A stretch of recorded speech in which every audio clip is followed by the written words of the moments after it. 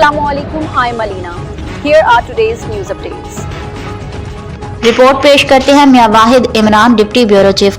साकब चदर पर मोमना को हरासा करने का मुकदमा दर्ज, अबूरी जमानत मंजूर। लाहौर की सेशन अदालत ने अदाकारा मोमना इकबाल को हरासा करने और जान से मारने की धमकियों के मुकदमे में लीगी MPA साकब चदर की अबूरी जमानत मंजूर करते हुए 24 जून तक गिरफ्तार करने से रोक दिया। लाहौर के एडिशनल सेशन जज इरफान अहमद ने लीगी MPA साकब चदर की अबूरी दरख्वास्त जमानत पर समाअत की।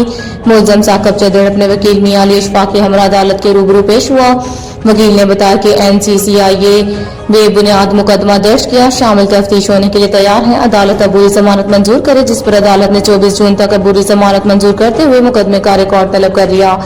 NCCIA ने लीगी MPA साकब चदर पर मुकदमा दर्ज किया, जिसके मतन में कहा गया कि मुलजम साकब चदर, अहलिया समैरा खान और साथियों ने साइबर हरास की, ब्लैकमेलिंग की और मोमना इकबाल और अहले खाना की धमकियां दी गई।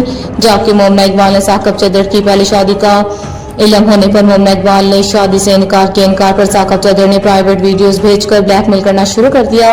रुकन ज़ुबाई असम्बली ने मोबाइल NCCI को जमा करवाने से पहले तमाम डाटा और ऐप से डिलीट कर दी। NCCI ने साकब चदर और अहलिया को मुकदमा से पहले की इंक्वायरी में कसूरवार करार दे दिया।